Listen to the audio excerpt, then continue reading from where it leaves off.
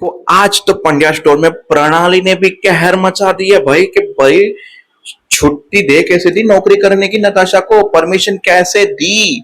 बाविन के हाथ से खाना छीन लिया, रूट के घर पे बैठ गई और बोला अब मैं भी मेरे कागज निकालूंगी, नौकरी के लिए अप्लाई करूंगी और जाऊंगी, क्योंकि मैं तो क्लिनिक जा ही सकती हूँ और मेरी मर्जी की कर ही सकती हूँ।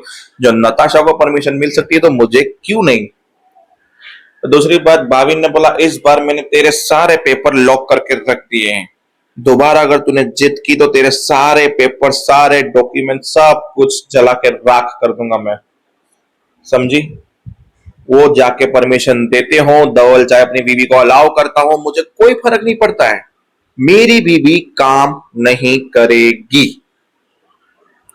अब बाविन और हेतल के बीच में तो भाई, सॉरी प्रणाली के बीच में तो झगड़े हो गए। और दूसरी बात हेतल की, हेतल और हमारा अमरीश भाई साहब ने बोला कि ठीक है तुम अपने भाई की मदद कर सकती हो, अपने माँ के इलाज के लिए 15 लाख रुपए मैंने दिए, लगाओ अपने भाई को फोन और बोलोगे 15 लाख रुपए लेके जाए।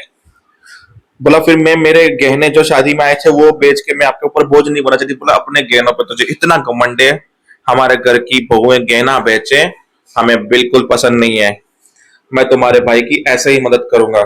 वैसे प्रणाली तो बहुत खुश हो गई।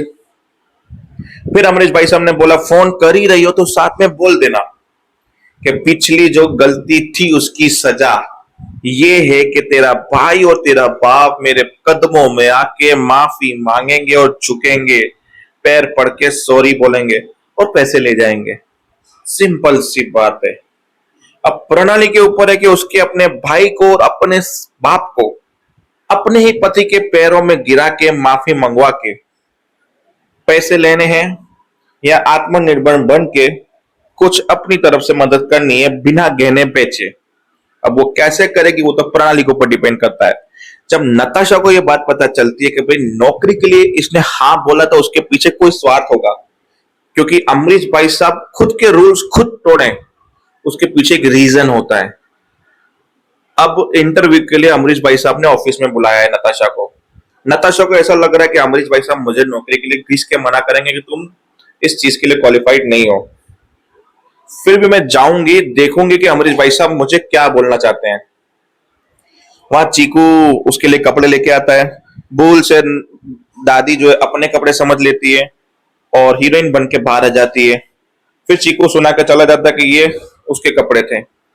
फिर उस लड़की के पास वो कपड़े पहुंचते, वो कपड़े ट्राई करती है और चीकू पूछता मुझे सवाल के जवाब दो कि तुम पुलिस से भाग क्यों रही थी, और उसके जवाब नहीं देने पे सीरियल खत्म हो जाता है।